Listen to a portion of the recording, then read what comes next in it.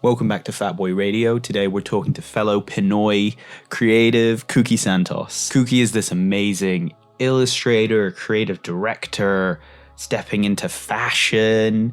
God, she's so much. She's just one of those people who's just multi-talented. I wanted to talk to her about, her open-mindedness in a project, how she finds empathy in everything she does, and how she's developed her personal style over the years. She's really, really interesting person to talk to. So I was really grateful. So yeah, enjoy. It's so nice to be able to mix with different mediums compared to rather than being stuck in one format. I totally agree with you. Lately, something that I've been interested in is clothing. Nice. I used to not mind so much the things that I wear, but interestingly, I've grown a fascination in my trying to understand my style, and it's so interesting because clothing felt like felt like fashion to me before, but now it feels like an extension of identity, and it's so interesting to put a graphic design mindset into such a tactile experience. And it's so interesting how much I learn about myself in that process, like how much I learn about my body, how much I learn about the things that I like on myself, or just like a really more mindful take on things that I wear on myself, and being able to express certain parts of creativity has been fascinating. So it just reminds me of how this creative thinking process touches on different parts of your life. There's something really interesting about your work in general, which is you kind of brought in my opinion, you brought illustration into type design. Every medium you seem to tackle, you kind of bring something else into it. So I'm really interested to see how your color palette, how your for shape and form and stuff kind of influences that. What exactly are you looking at in fashion? Is it specific garments? Is it shape? Is it accessories? I'm not exactly sure yet how things will take shape. Interestingly, things just happen by necessity. So I am going to a friend's wedding party in 2 weeks, and the brief is very good time. So and it's really it's really go crazy with colors. I want you to have fun, no boring stuff, please. Wow. And I felt like that was such an interesting challenge, and I felt like having to fit in that brief where you have to be creative. I realized I don't know how to find something that fits for myself, and personally I kind of find it hard to find clothes that fit me well.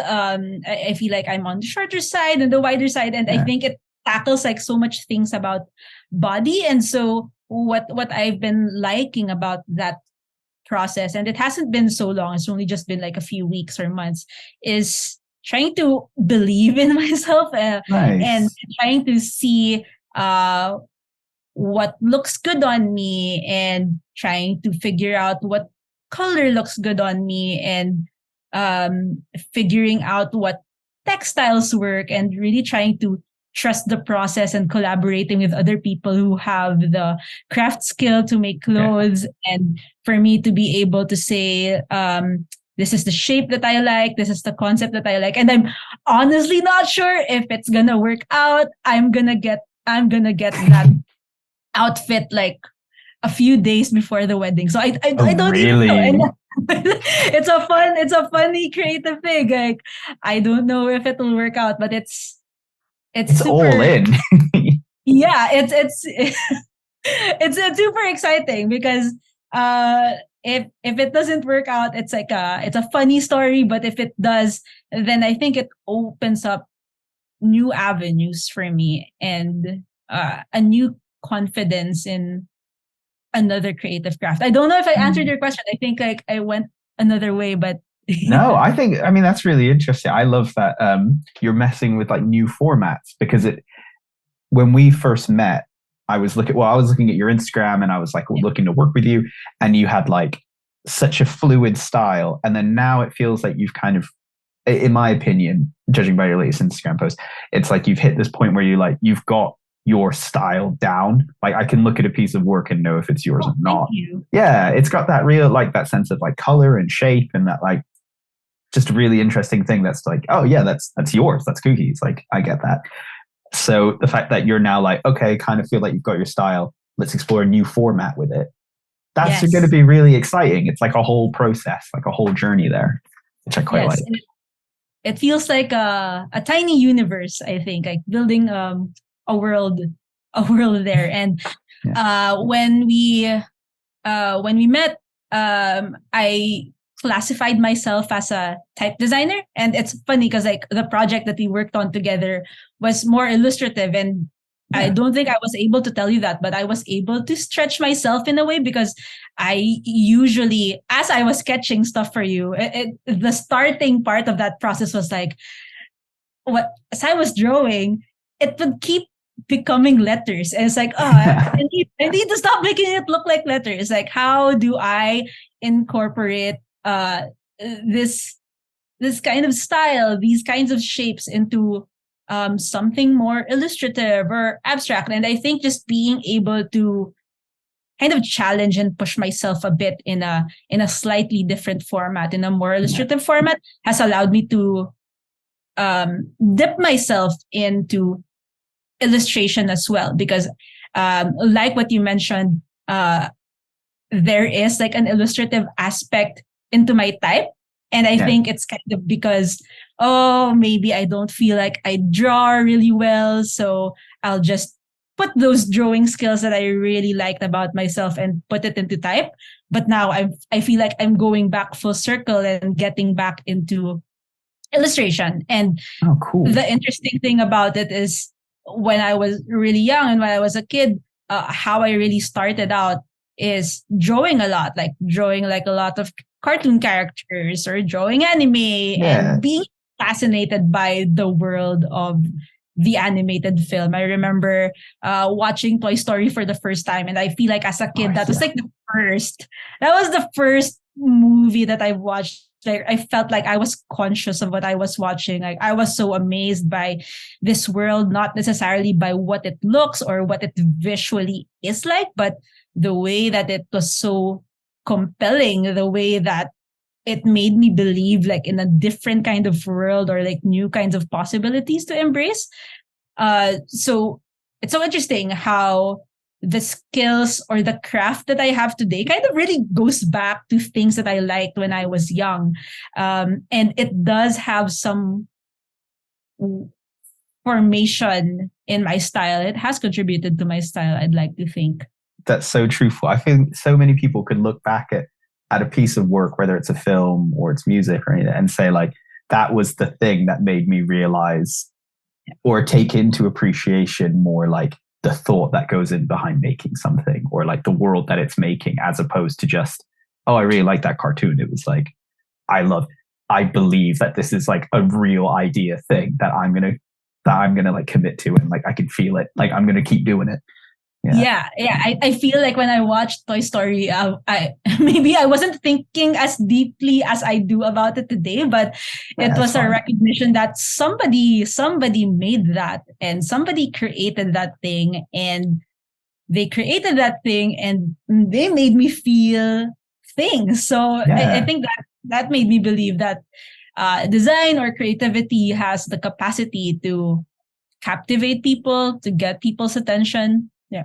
I mean, I can imagine a day where you're like, now I'm doing animation. I've done fashion, now I'm doing animation. Because I saw you did like 3D characters. Yes, I did. And I really like that. So I can see that you've kind of pulled from like from the past there, subconsciously. Yes. Now that you mention it, I didn't even notice, but it felt like it just happened so naturally. Like the more that you try to explore certain things, the more that you kind of like unconsciously just go back to it. Yeah, that's a very interesting observation. When I first watched Toy Story, I didn't have any deep thoughts about it, but I was convinced that it was true. So I remember I covered my bedroom floor in talcum powder because then I could see the toys walk across the floor, and then I would know if it's true. That's a really smart way as a kid to know I mean, those smart, toys were. but then I just got yelled at, so that's not really smart. I was very short-term thinking. So would you say your style kind of comes from animation, or would you say there are specific themes that you've always kept? Yes, I think there's something about animated films that I've taken elements of design from. I've always liked how it's made me feel joyful, and it has like opened up like a certain sense of wonder in me, or a new way of looking at the world that you wouldn't have expected, because you look at the world and it's just, it's very real. It's you have to grow up. And so watching animated films kind of reminds me to go to more the more youthful sides of myself, and like how much you're able to see if you can tap into that even at this age. And I feel like the older you get, the more important it is to tap into that younger part of yourself, because I think that's what's gonna keep you going. That's what's gonna keep you curious and open about new ways of seeing the world. So generally, I think that's what I liked about animated films. It's a boundless form of possibility, and nothing can stop you because you have your own world. And even if it's a different world, even if it's a different universe, there's still something so relevant about it. And there's a sense of story that is so compelling and so relevant to it. And I think that's the mix that I like about creative work, how it opens up new possibilities, but it grounds you to relevant human stories. It's the balance between both. It's attainable. It's something that you could feel so deep and kind of put in your own context there and say like, oh, I feel that. Yes. But visually or kind of immersively, it's just something you've never seen before. And that kind of the tension between like, this feels familiar, but it looks totally different. Yeah, totally different. It's interesting that you're like saying like we should go back to, where we were when we were younger. I wish when we were younger, we could value what we were looking at the time. Yes. But it's horrible that you have to kind of go through like this, I love something, and then you're kind of developing your skill. And then by the time you reach a certain point, you're like, oh shit, I got to go all the way back because I feel more excited about where I was there.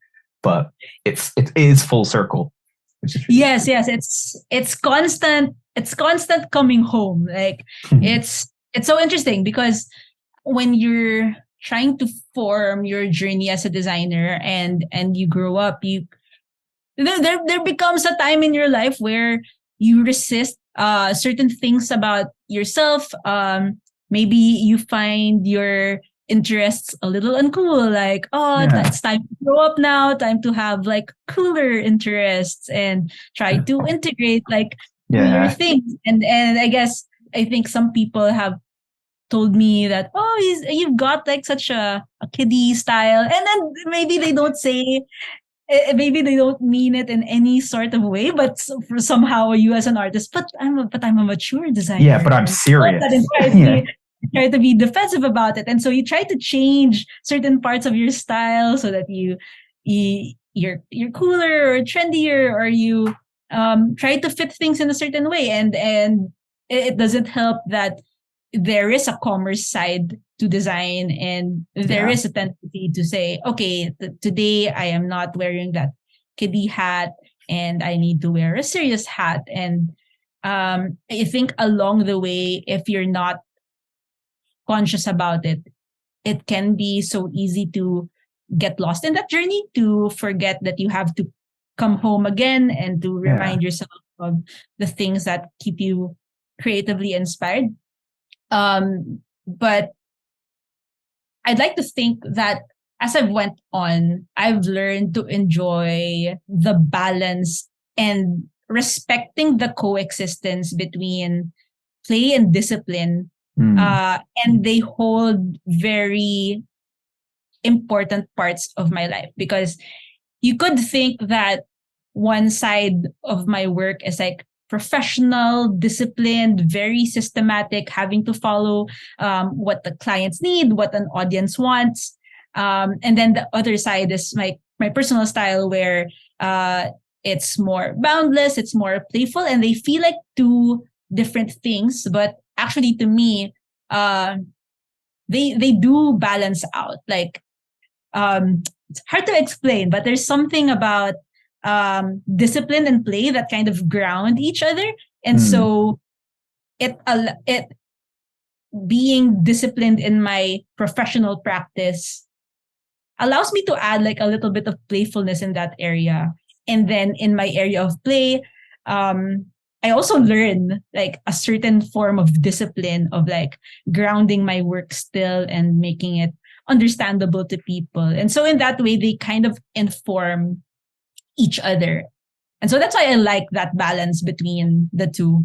There was so many times when I was like either studying or kind of entering the kind of more professional world that I also felt like, oh, I need to be like, I'm entering like service with my creativity. Yes. And because of that, I need to behave and I'm expected to deliver in a certain way, and my work needs to behave in a certain way. And for so long, I kind of went down that route as I was like, I got really attached to this idea that someone gave me in uni that was, you shouldn't really, as a designer, should you really have a voice in the work? Because and because the work is not for you, it's belongs to a client and it's for another audience. So you really shouldn't even be in there. And then it took so long for me to turn around and say, actually, I don't really like that. And it's like, what's the point of being non-placed in my own kind of work, in my own creative life? So I think I'm at the same place where I'm starting to value what I do for myself versus what I can do for others, and they can live in harmony. Yes, I'm just figuring out how that exists. It's always a difficult balance, right? Like trying to embrace that part of commerce where, again, there is that form of discipline and trying to talk to the audience, but not forgetting your own voice as well, because you do need that human voice for people to feel it, for it to make an impact or for it to make a difference. So it's a constant thing. And I think the difference now is I think that I have an improved awareness of like asking myself and checking in on myself, like, where am I at right now? How am I feeling about my work right now? Do I need to recalibrate? Is there something I need to take a break from?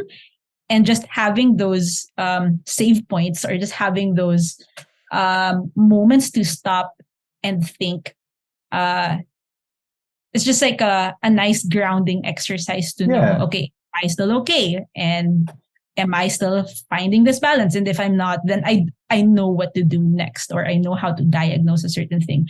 Versus before, where you just get dragged by the waves and you make, and then suddenly you feel lost, and then you're left wondering why. And then you kind of have to reel back in, and it's going to be like a long journey of like trying to recalibrate back. So if anything, I think that's something that I've learned over the past few years.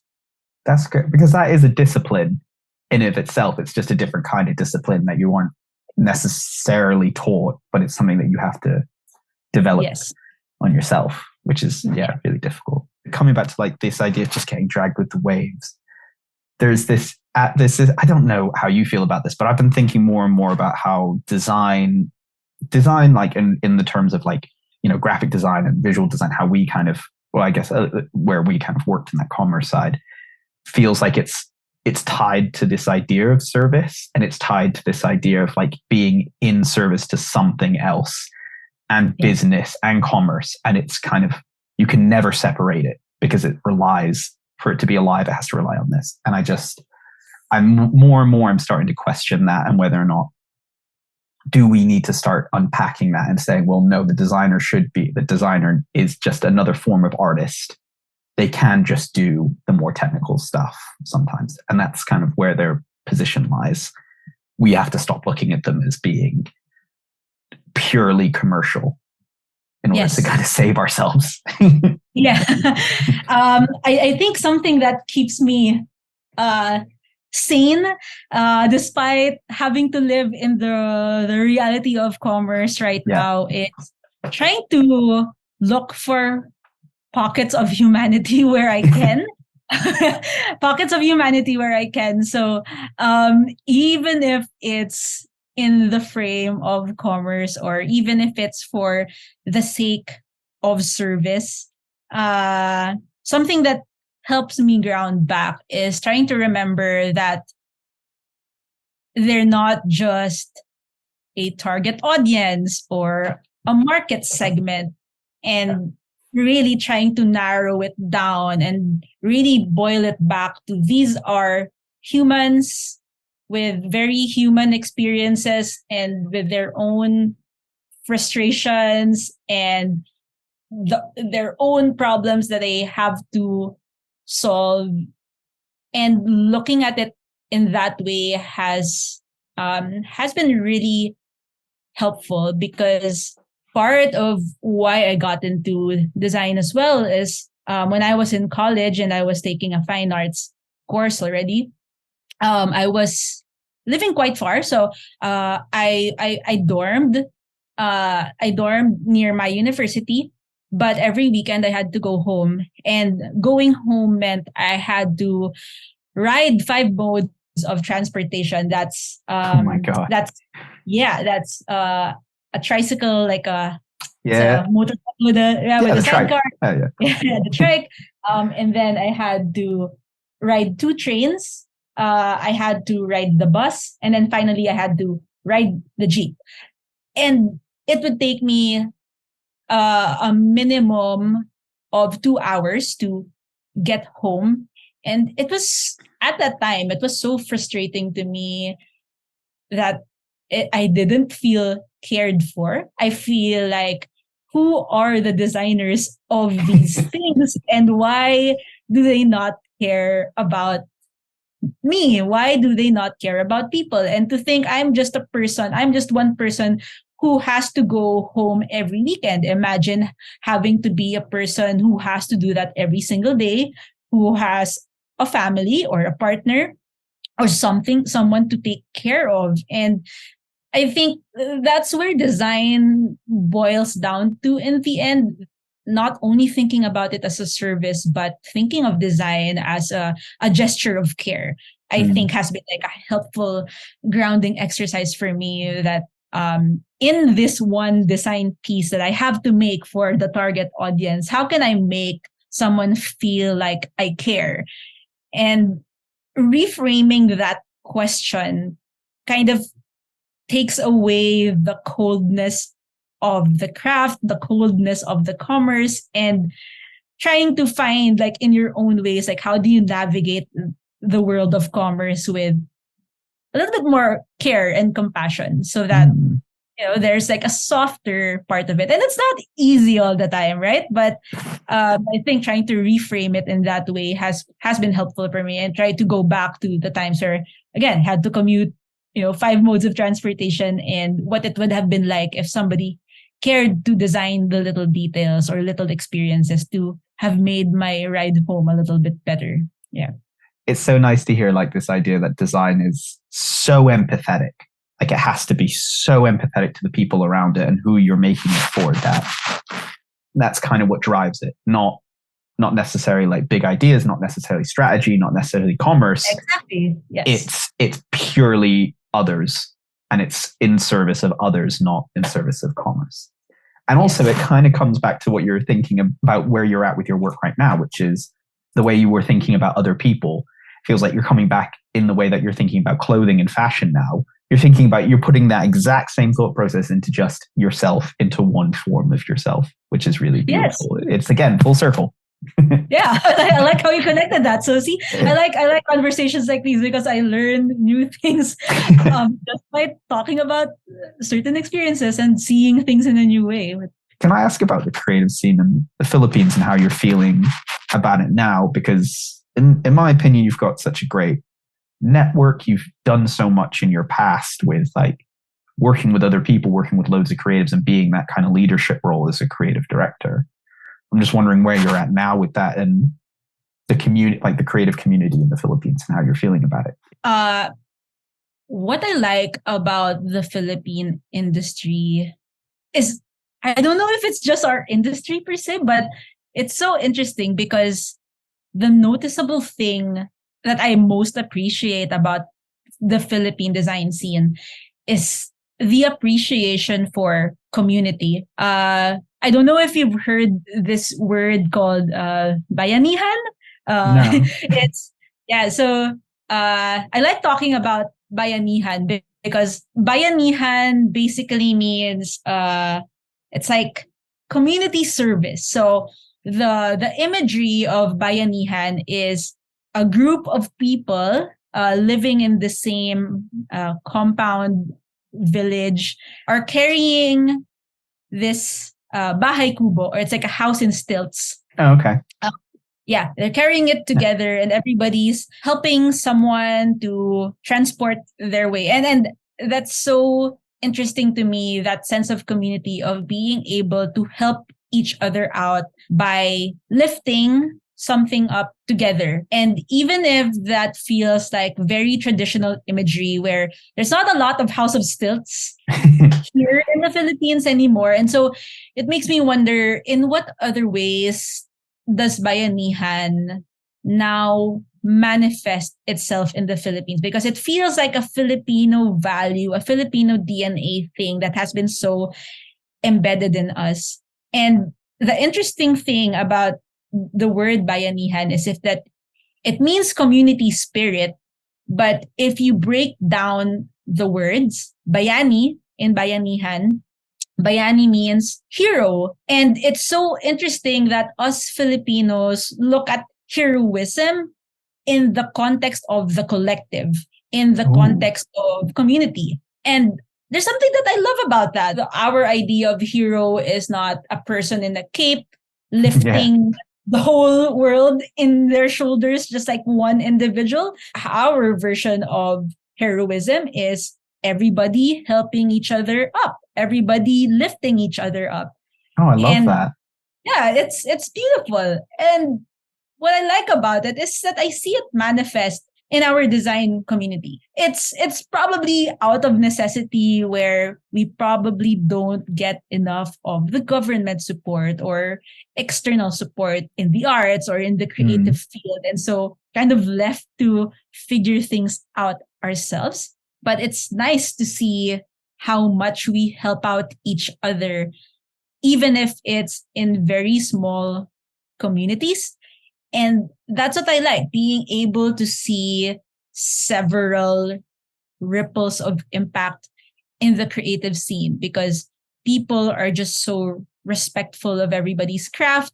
People are appreciative of everybody's craft. And I love that. It could be so easy for the creative industry to be competitive, to fight for clients or whatever. Yeah. But the creative industry that I was exposed to here is people helping each other out, whether it's collaborating on a project or passing on a client. And that's what I love about it. It's that for me is bayanihan embodied in the creative industry. And I love being a part of that. Yeah. That's beautiful, because when you put like a hero as like one person lifting the world on their shoulders, everyone just imagines they're that person. Yeah, yeah. Instead of saying like, no, but we could all be that person, and that's fine as well. And that's really, it's a more shared view of success, which is more beautiful. Yeah, I've never heard that term though. I love it. Yeah, it's actually, I feel like it's a taken for granted word, because it lives, the word lives in the past. But I think the value doesn't live in the past. We have the capacity to carry that value into the future. And it's so important to hold on to that value. I think that's what I'd like the Filipino industry to embrace a little bit more, to really try to understand certain values that we have and kind of push it forward into the future, and appreciate that. How I found working with you previously, there is that sense of no ego.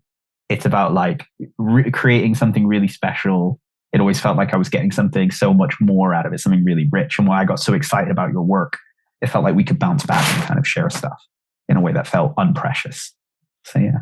Thank you so much. I really appreciate hearing that from you. And I do also enjoy these conversations because just learn something new every time. It's like we're sharing ideas that we already know, and yet by putting it out,